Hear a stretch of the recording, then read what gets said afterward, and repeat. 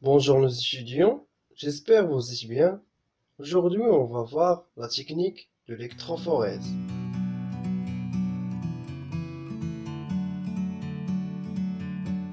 Alors, comme il est évident, les acides aminés pouvant être analysés et séparés par plusieurs techniques. Aujourd'hui, nous allons voir l'électrophorèse. Par définition, l'électrophorèse est avec la chromatographie la principale des techniques utilisées en biologie pour la séparation et la caractérisation d'espèces. Il a quelques applications en chimie, mais il est principalement utilisé en biochimie ou biologie moléculaire pour la séparation des protéines ou des acides nucléiques. Alors aujourd'hui, on est intéressé à la séparation des acides aminés par l'électrophorèse. Alors, comme on voit dans notre diapo, on a dans un milieu liquide ou semi-liquide, tel qu'un gel, sans plonger deux électrodes. Une cathode avec la charge négative et un anode avec la charge positive. Et au milieu, on trouve un courant appliqué sur les deux électrodes. Les particules ou les molécules, comme l'exemple ici des acides aminés, dans le liquide ou dans le gel, migrent en fonction de leur charge. Alors, ce qu'il faut noter bien et le compris, c'est que la règle dit que les particules négatives, appelées les anions, vont migrer vers les anodes chargées positivement. Les particules positives, appelées les cations, vont migrer vers la cathode chargée négativement. Donc, généralement, on résume que les particules négatives vont migrer vers l'électrode positive qui est l'anode. Les particules positives vont migrer vers l'électrode négative qui est le cathode.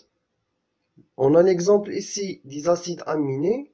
Ce sont des particules comme celui-là. Alors, dans un gel ou un liquide qui a un pH est égal à 6, on a ici l'anode chargée positivement et le cathode chargé négativement. Pour les acides aminés, il faut tout d'abord comparer le pHi de l'acide aminé avec le pH donné dans le gel. Par exemple, l'arginine, on a le pHi est égal à 10. Si on compare le pHi avec le pH qui est égal à 6, on trouve que le pHi de l'arginine est supérieur au pHi du liquide. C'est pour cela on considère que le particule qui est l'arginine est positive. Alors, si on suit la règle, l'arginine va migrer vers l'électrode négative qui est le cathode.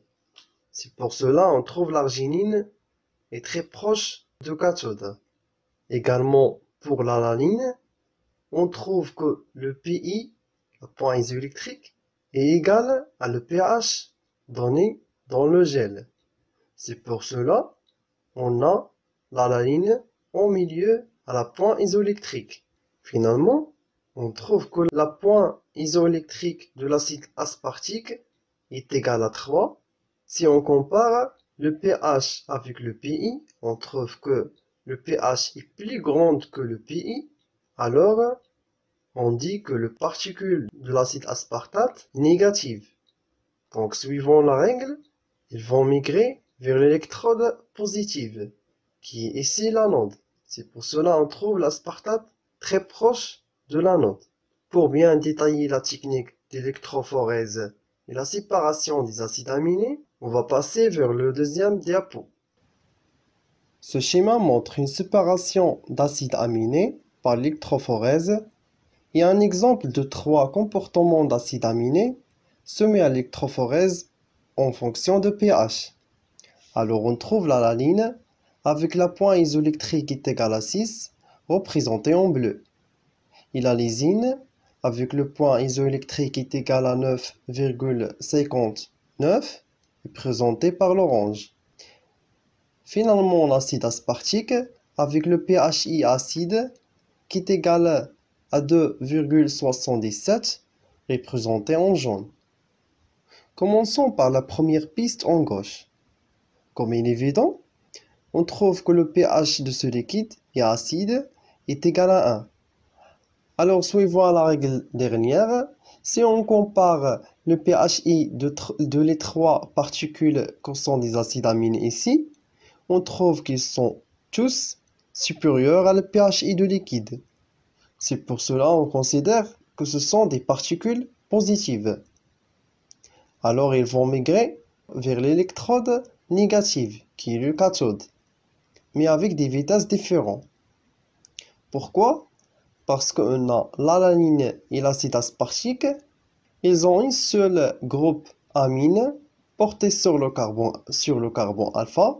Au contre, le lysine, on trouve qu'il y a deux groupes amines, le premier porté à le carbone alpha et le deuxième, on trouve de l'eau radicale. C'est pour cela, on trouve que le pHi est égal à 9,59. Ça ce qui explique qu'on trouve le lysine est très proche de la cathode.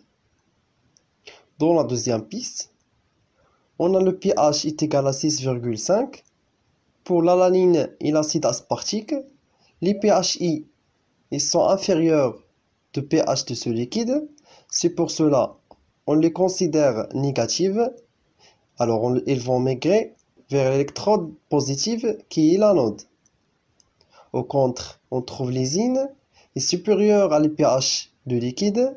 C'est pour cela ils vont migrer vers l'électrode négative, la cathode. Dans la dernière piste, il nous donne un pH de liquide qui est égal à 11. Alors tous les pHi des acides aminés sont inférieurs de pH du liquide. C'est pour cela qu'on considère les particules qui sont négatives. Alors ça, ce qui explique toutes les particules migrent vers l'électrode positive, qui est l'anode. J'espère que vous comprenez bien. À bientôt.